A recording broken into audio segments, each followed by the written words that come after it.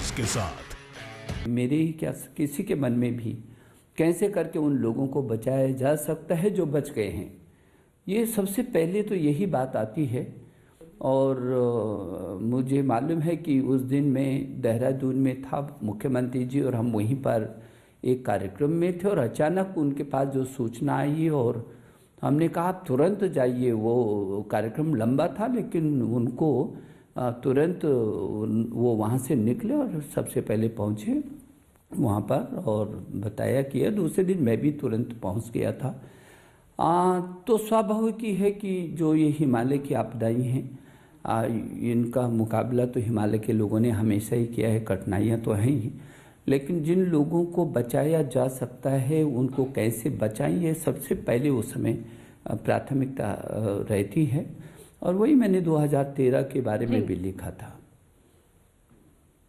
बिल्कुल सर, आपकी वो दोनों ही किताबें हमारे साथ इस वक्त हैं और लगातार हम भी कोशिश कर रहे हैं इस मंच के जरिए, न्यूज़ 18 उत्तर प्रदेश उत्तराखंड इस मंच के जरिए सभी देशवासियों से अपील कर रहा है कि वो मदद के हाथ आगे बढ़ाए। क्योंकि उत्तराखंड की अगर आप बात करें, मैं खुद पहाड़ से हूं, लेकिन हमारी जो तमाम जो लोग हैं या तो वो कभी ना कभी उत्तराखंड गए हैं या फिर उत्तराखंड जाना चाहते हैं। बेहद खूबसूरत प्रदेश है और इसीलिए सभी मदद के लिए आगे आए, ये अपील लगातार न्यूज़ 18 उत्तर प्रदेश उत्तराखंड कर रहा है।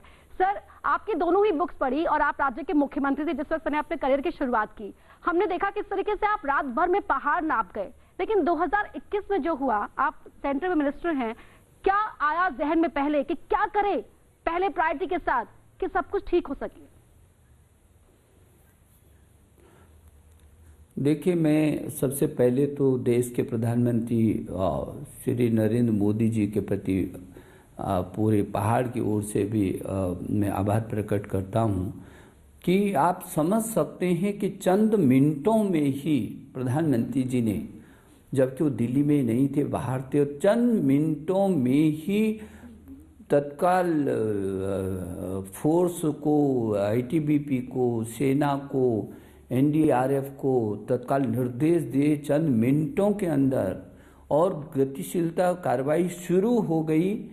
और हमारे गृह मंत्री अमित भाई लगातार मिनट मिनट की जो है समीक्षा करते रहे और आपने देखा कि हम लोग, मैं तो स्वयं घटना स्थल पर था और जब लोगों की जानों को, जो पहली वाली सुरंग थी, उस पहली वाली सुरंग से जो 12 लोग जिंदा बचाए हैं, यदि 3-4 घंटा भी और वहाँ रहते तो कहाँ बच पाते।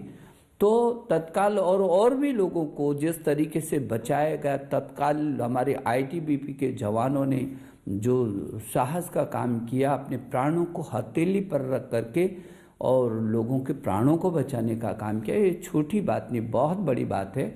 और इसलिए मैं सोचता हूँ कि स्टेट गवर्नमेंट भी पूरी ताकत के साथ जुटी और हमारी एनडीआरएफ से लेकर के, हमारी सेना से लेकर के और हमारे आईटीबीपी के जवान, यहाँ तक कि एसएसबी के जवान, सभी फोर्सेस वहाँ एकत्रित हुए। जो उपकरण वहाँ पहुँचने थे वो सभी उपकरण पहुँचे और पूरी ताकत के साथ काम युद्ध स्तर पर हुआ और हो रहा है।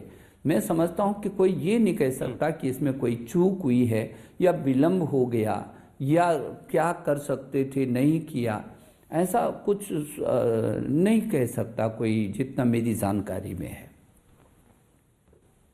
सर, एक बेहतर कोऑर्डिनेशन देखने को मिला इस बार, केंद्र से लेकर राज्य तक पूरा आपदा प्रबंधन तंत्र तुरंत ही एक्टिव हो गया और उसी का परिणाम रहा कि हमने नुकसान का जो दायरा था उसको बहुत कम किया। तो क्या हम कह सकते हैं कि 2013 में जो आपदा आई थी उस दौरान जो गलतियां हमसे हो गई थी, जो चूक हो गई थी मौजूदा सरकार से, हमने उससे सबक लेते हुए इस बार एक प्रोएक्टिव अप्रोच दिखाई? हाँ, निश्चित रूप में। देखिए, 2013 में जो उस समय भी मैं गया था और मुझे रोका जा रहा था वहाँ जाने से कि आपको, आपके जीवन को खतरा हो सकता है, बल्कि बाकायदा माइक से बोला गया कि उस समय की पूर्व मुख्यमंत्री डॉक्टर निशंक के उसके बाद भी जाना चाहते हैं और उनको रोका जा रहा है क्योंकि उनके जीवन को खतरा हो सकता है, आगे कठिनाइयाँ हैं। लेकिन मैं गया और उस समय मैंने ये कहा था कि गांव के लोगों को बजाय घरों पर कैद करने के गांव के लोगों की मदद लेना चाहिए था। अब सेना गई, हालांकि वो भी विलम्ब से पहुंचा, उस समय उसको जिक्र ज़्यादा नहीं करना चाहता मैं, क्योंकि पीछे की बात को कुरेद करके कोई फायदा नहीं है। लेकिन सिर्फ इतना है, यदि इतनी तात्कालिकता से उस समय काम हो गया होता तो निश्चित रूप में मैं कह सकता हूं कि बहुत लोगों की जानों को बचाया जा सकता था। दूसरे में उसके बाद भी जब सेना गई तो स्थानीय लोगों को फ्रंट पर रहना चाहिए था, जो बताते कि किन किन पहाड़ों में किन किन रास्तों से कहाँ कहाँ लोग अपनी जान को बचा करके ऊपर गए हुए हैं। तो वो भी समन्वय कदाचित शायद उस समय हो नहीं पाया। और लेकिन यदि इतनी तात्कालिकता उस समय दिखाई जाती तो मैं कह सकता हूँ कि उस समय सैकड़ों लोगों की, हजारों लोगों की जानों को बचाया जा सकता था। जी सर, कवि भी हैं आप, लेखक भी, पत्रकार भी, नेता और अब मंत्री, लेकिन सबसे पहले आप एक पहाड़ी हैं। क्या लगता है आपदाओं का ये प्रदेश जो बेहद खूबसूरत है लेकिन संवेदनशील भी, कैसे हम करें कि पहाड़ भी सुरक्षित रहे और पहाड़ी भी?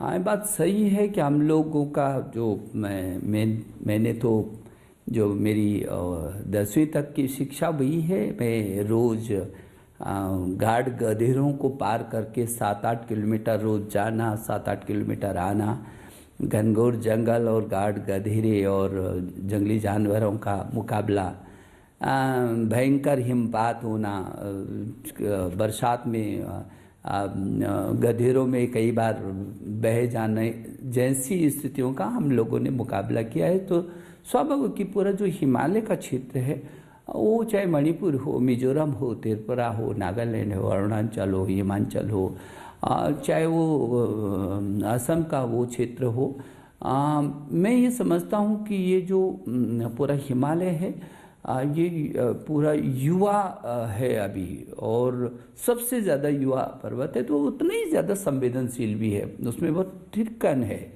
वो बहुत संवेदनशील होने के कारण जो भी आपदा आती है तो विकरालता का रूप धारण कर लेती है।